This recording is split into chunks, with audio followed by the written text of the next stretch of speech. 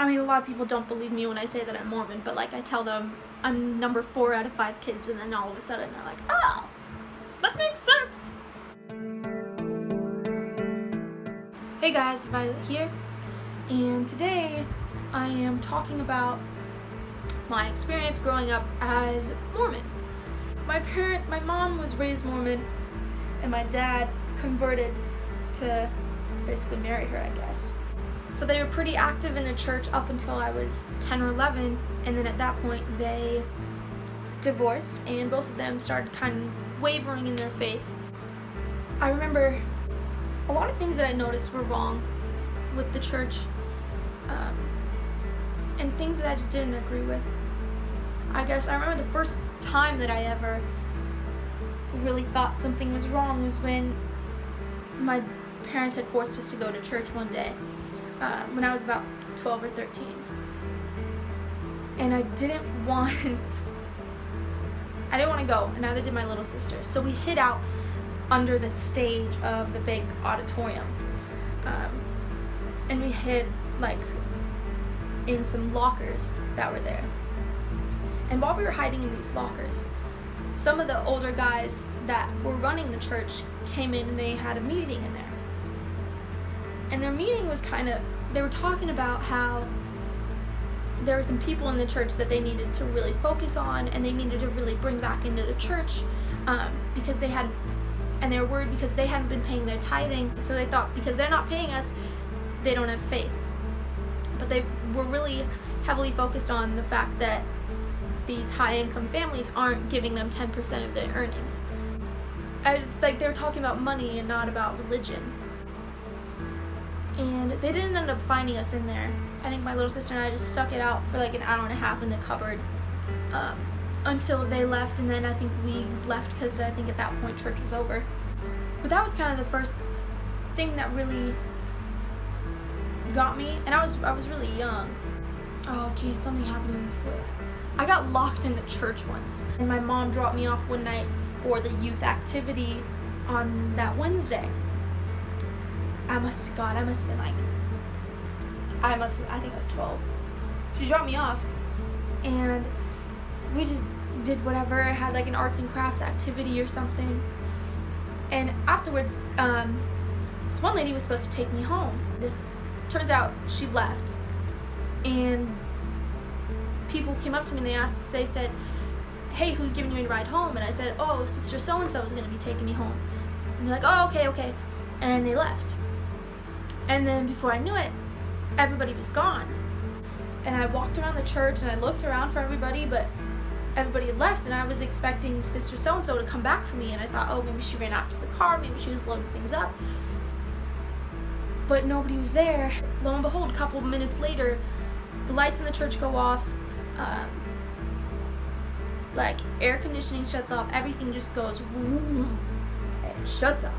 And this was before, like, we weren't a very wealthy family. I didn't have a cell phone until I was like 18. So I didn't have a phone, and all the phones in the church had shut off too. So like I'd gone to the office and I pulled the phone off the wall, and it was just like, this phone is not in service. And I was like, God, really? So I hang it up and I'm like, well, what do I do? It's like after 9 p.m. There's nobody here. And so I just went into like one of the rooms, and I sat there and I like curled myself up into a ball and just like cried for like an hour. Like somebody should have known that sister so-and-so had left, or somebody should have waited behind for me or something, because goddamn, I'm like a 12-year-old girl left alone in a church. Finally, I think it was like 10:30, 11, and I was like, okay, well, do I just stay here till like all night or whatever, or what do I do? And so I ran across the street and I went to the gas station that was there, and I called my mom and I was like, Mom, where are you? And she was like, oh my God, like she didn't pick you up, like what the heck? I thought like she was gonna give you a ride home and stuff. I thought the activity was running late or whatever. And I was like, no Mom, just come get me. And my mom was pretty pissed that that lady had promised her that she was gonna give me a ride home and then left me all alone. So I was like, this is my first time being to this church. My first time being to this church, I get locked into the church by myself. And the next time I get locked in, or the next time I'm hiding in the church and I hear all these old dudes talking about money, so I'm like, okay, so far I'm not having a very good experience with this. I get to like high school and I moved in with my dad, and he was heavily active in the church and really wanted us to have the church in our lives, which I mean is good in some ways, and then in other ways it's like, I don't feel that you should force religion upon someone. I think you should wait for them to figure it out themselves. I did my best to listen to my parents and do what they wanted me to do.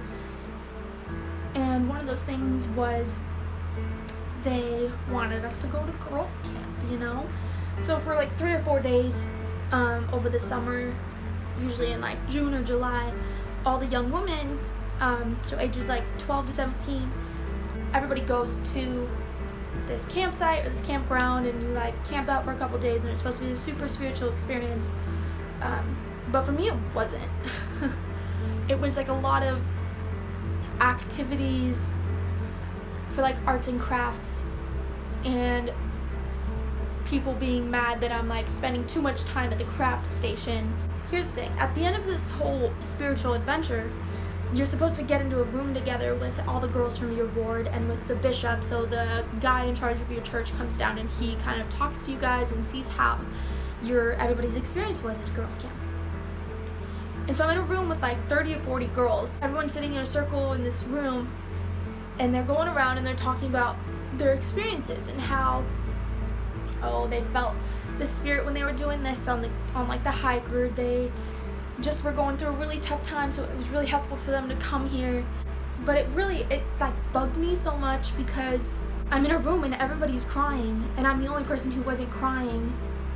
Like, even that old dude was crying, all the older ladies were crying, everybody was crying, and I was like,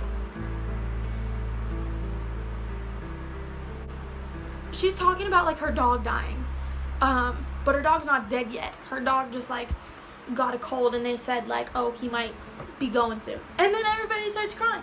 Or the girl's like, oh, I was on the hike and I stubbed my toe. And then everybody starts crying. And I'm like, I don't get it. I can't cry about stubbing a toe, okay? I can't cry about your dog getting sick, but not really sick, just like he has a cold and you're worried about him, and like he could die if it gets really, really worse, but like he's not gonna, I couldn't do it. Anyways, the circle comes around to me, and I don't have anything to talk about. I mean, I'm like, everybody's going through their own shit, but I'm like, I'm not gonna share that with 40 strangers in a room, and like this whole time everyone's been kind of like bullying me around. I didn't see anything when I got there. Like, I wanted to just call everybody out on their shit, but instead I was like, okay, I don't want to cause problems. I don't want my dad to get pissed at me. So I sat there while everybody else, 40 people in a room, crying around me, and I'm like, no, I have nothing to add to this. They're like, oh, don't you want to even just like share your testimony a little bit? I'm like, no, I don't really have one. And like everyone is like all like shook that I would say like, no, I don't have a testimony and I'm not going to share anything. So everyone they're like, are you sure? And just move on. So they move on, they keep going around. But then afterwards, when I'm leaving everything and I'm leaving the room, everybody is kind of like, oh shit, like nobody wanted to talk to me. Everyone kind of stayed away from me for the rest of girls' camp. We had like a dinner after that, and it was like our last dinner, and nobody wanted me to sit at their table. Like I think I sat at a table with some of the old ladies in the corner of the room, and they were like, there wasn't even a chair for me. They had to pull a chair up for me. Like that kind of shit. And this last like thing that I'm still pissed about. I'm still pissed that everybody allowed it to happen. So, okay, here's the deal. In high school, my parents made me go to seminary, and our room was kind of set up like this. It was like a rectangle, right? In a rectangle. And up here is where, like, in the front is where the teacher would sit. And then right here, in the middle of the room, there's a wall divider. And if you've ever been in a Mormon church, you know those wall dividers that kind of open and go and, like, close like an accordion. So there's one of those, and it comes out about a foot into the room, and there's a chair behind it, and like there are like 3 chairs behind it, and you can't really see the teacher from that angle of the room because of that divider. And there are like some seats along the back wall here, some seats along the side wall here, but ultimately it's set up like this. And the boys of the classroom, usually they all sat along this side wall here, and my friends and I, we usually sat along the back wall here. And then there's that divider, and these 3 fucking stingy ass, pristine, white, polished, pearly white ass bitches sat right here. All these fucking bitches sitting right goddamn fucking spot on right here. If like one of the guys came in and sat in like their chairs or whatever, they would always come in and they'd be like let me just, it'd be like, excuse me, you can't sit there. And then like the next girl would come in and she'd be like, what do you think you're doing there? That's my spot, move. And the guys would always move. And I thought it was just messed up. And even like sometimes my friends would come in and they'd sit there, and the girls would walk up to them and they'd be like, come on now, don't be like that, move. Everybody would always move for these girls. And I was like, how can you let these girls push you around at like 6 in the morning? My parents were already forcing me to ride my bike 2 miles, like at like 5 in the morning, 4 or 5 in the morning. There's like rain and like it's like 40 degrees out. I'm riding my bike and like my fingers are ice cold. I had to get here in those conditions, and then you're gonna tell me to move out of the seat? No. So one day I was like, I'm gonna take these matters into my own hands, and I'm gonna sit there. And I'm like, I was determined. I was like, I'm not gonna let these girls push me out of the seat. And so I get there, I sit down, and there's the room again, there's the divider, and I sit down right there, right behind the divider, where this one girl would always sit. And her friend comes in, and her friend's like, ooh, are you sure you want to sit there? And I just kind of looked at her, and was like, whatever. So she goes and she sits on the back wall.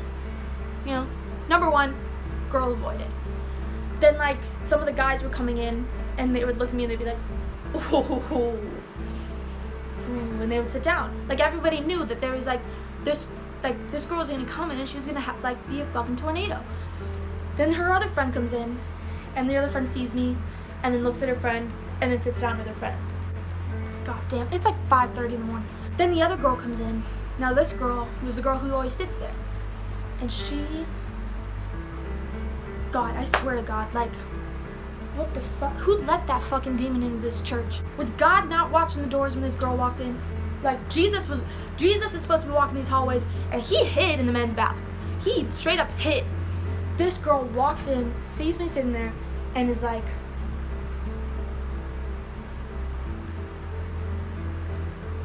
what do you think you're doing? And I looked up at her, I'm like, sitting. Yeah, I get that. That's my seat. I don't see your name on it. I wrote it on there. My name is on that chair. Where? Why don't you get up and I'll show you where it is? No, I'm okay. If it's not visible, it's not yours. The teacher's sitting there, and he's like, even the teacher's like, Violet, you should really move. You don't want to cause problems. Just don't escalate things. And I'm like, I'm not escalating things. I'm just sitting here, and the girl keeps looking at me, and she steps closer to me, and she's like, so you gonna move or what? And I tell her no. Like, of course I'm not gonna fucking move out of this seat. Like, goddamn, Rosa Parks' my inspiration. Like, I'm not moving out of this seat. She looks at me, like, she fucking didn't take her eyes off me. Straight up, just like, move. And the whole time in the background, this old 40-year-old dude is like trying to control this teenage firebomb that's going off in front of me. He's like blaming it on me. He's like, Violet, don't escalate things, just get up, give her a seat, like move. So this girl, she leans in, still not taking her eyes off of me. She says to me, move out of that seat before I break your neck. And I kept looking at her in disbelief that she could be that. She could be like that. And I look at the guy, I look at the old dude again, like, you're not gonna tell this girl to sit down because she's fucking threatening me right now?